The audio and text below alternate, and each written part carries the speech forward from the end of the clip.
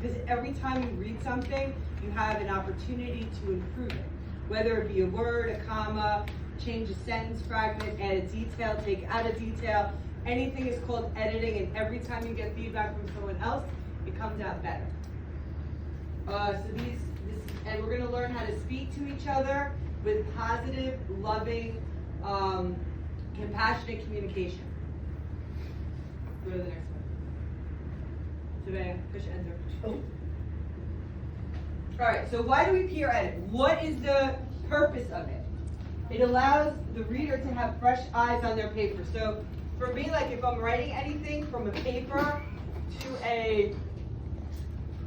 if I'm writing something from a paper to a poem, to a book, to a short story, Javon, either sit down or go somewhere else. It gives you fresh eyes on the paper. So I'm part of a writing group. They edit my stuff. Sometimes if I'm writing like a high stakes paper or a poem, maybe you do this with your sermons, I'll put it down for a couple of days and then I'll look at it again because you see it with fresh eyes. It gives the writer and the reader an opportunity to praise and push your work. So I use this phrase in a lot of my classes, Malachi, like push or praise. So those are just the two terms that we use for feedback. What do you think a praise is? Giselle, when I say praise, like what am I talking about? A praise? Yeah, what does that mean? Saying something good. Very good.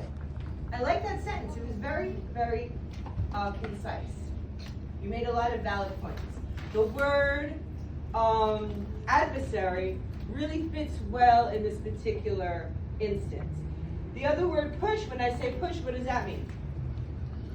Gia, when I say push, what do I mean by that? Push. Like what?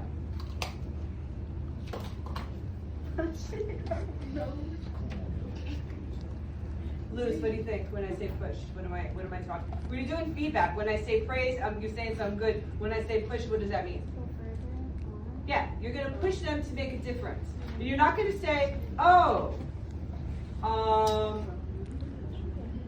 Gia, that is a terrible sentence. I would never use that sentence.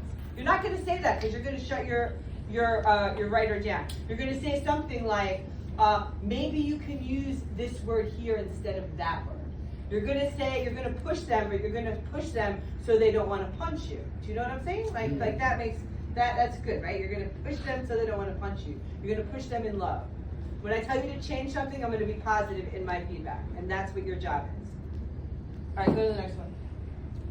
All right, this is the rubric that I'm grading you. You're getting a grade on how you do peer editing today. Go to the next slide. And these are the kind of sentence stems that you're going to use when you are looking at other people's essays. So one positive, the one part that stands out to me is this because. I like the way you explain blank. It makes your statement clear. Like use these sentence frames if you don't have any of them to use yourself. So I'm going to give you my essay, which we read already. And you're going to practice that with the person sitting next to you.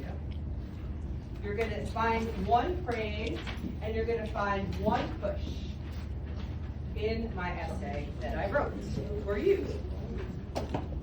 How many minutes is it? 4:25. All right, you can stop it. It only has to be